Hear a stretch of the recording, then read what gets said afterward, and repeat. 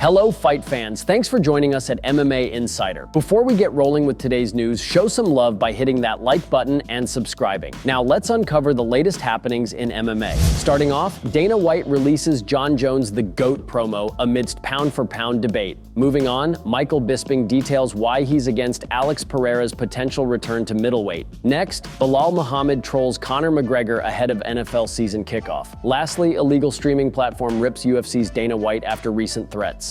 UFC CEO Dana White continues to make the case for Jon Jones being the pound-for-pound best fighter in the sport. Later this year, Jon Jones will likely defend his UFC heavyweight championship against Stipe Miocic. It's a true legacy fight for both men, with Jon being seen as the GOAT and Stipe Miocic being seen as the heavyweight GOAT. Of course, a lot of fans and pundits aren't happy about it.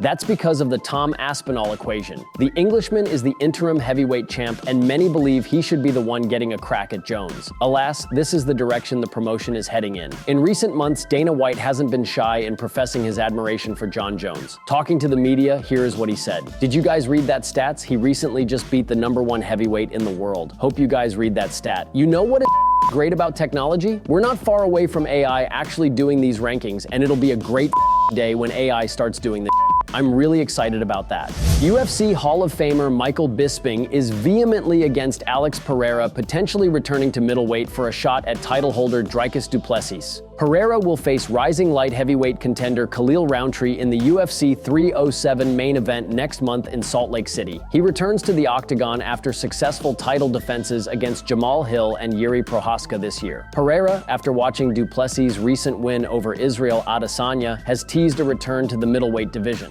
He wants to move back down to 185 pounds for a shot at champ status.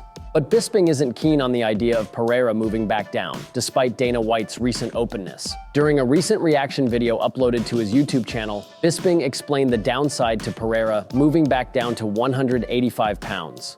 That's amazing, double champ status and all the rest of it, I don't like it. First and foremost, he's got people to fight already. You can't look past Khalil Rountree, don't underestimate the man. If you ask fighters what they want down the line, they say, I'm not looking past this guy, but it's a bit of a cop-out. After Khalil, if he's victorious, he has to fight Magomed Ankalaev. And by the way, Ankalaev isn't happy about this. Magomed Ankalaev on paper is a very tough stylistic matchup because of the Dagestani wrestling. If he wants to fight him, and if he was to beat him, he would shut any of the critics up. Du Plessis and Pereira have gone back and forth on social media in recent days. In the meantime, Pereira's potential middleweight comeback is postponed until at least after UFC 307. UFC welterweight champion Belal Muhammad is upping the ante in his ongoing jabs towards Conor McGregor amidst the Irish star's indefinite octagon absence. Muhammad is enjoying the newfound limelight after earning the UFC welterweight title in July over Leon Edwards. He hasn't slowed down in attacking some of his previous detractors and jabbing some of the sport's biggest names. One of Muhammad's recent targets is McGregor, who withdrew from his scheduled UFC comeback in June. Muhammad, an avid American football fan, used his platform to talk about the upcoming NFL season and link it to McGregor's continued absence. In a recent tweet, Muhammad used the upcoming NFL season to jab at McGregor. Here is what he said. I know everyone's excited the NFL season starts tomorrow, but don't let it distract you from the fact that Conor McGregor hasn't won a fight in 4 years and he's While McGregor hasn't responded, UFC bantamweight champion Sean O'Malley agreed with Muhammad's assessment. True, O'Malley and McGregor have also gone back and forth on social media in recent months. Muhammad is expected to return to the octagon potentially by the end of the year against a top welterweight contender. Shavkat Rakhmonov is the most likely option for his first title defense, although Kamaru Usman is also in the mix after recent banter. McGregor hasn't fought since a doctor's stoppage loss to Dustin at UFC 264. He's expected to face Michael Chandler upon his return, although other potential opponents have been floated around. Muhammad remains active on social media after winning the title. While it's unlikely a Muhammad versus McGregor fight would ever happen, that hasn't stopped the champ from throwing shots.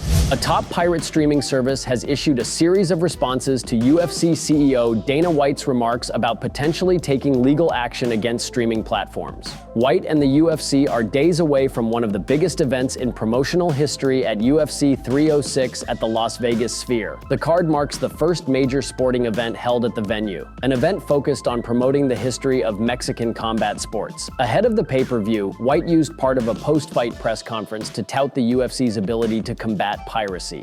He has a history of declaring victories against illegal streamers and taking hands-on action. Despite White's threats to prosecute streamers ahead of UFC 307, Stream East called the UFC headman's bluff. It didn't take long for Stream East to respond to White's fiery remarks. Come and get it then, Dana. He's desperate, making up lies praying it scares away a few hundred people from clicking the link. There's a difference between free and affordable. Make Dana White's net worth being over $500 million, yet his employees have to pay for medical out of their own pockets make sense. The platform then linked fighter pay to White's threats. It's time for him to pay the fans back and fighters more. Thank you so much for tuning into today's video. Your dedication and support fuel our passion to bring you the latest and greatest in the MMA world. If you enjoyed today's news, please give us a thumbs up and share it with fellow MMA fans. Remember to subscribe to stay in the loop with daily MMA updates. We've got a lot of exciting news, interviews, and analysis coming your way every single day. Your engagement helps us grow and serve the MMA community even better. Once again, thank you for being an integral part of our daily MMA journey.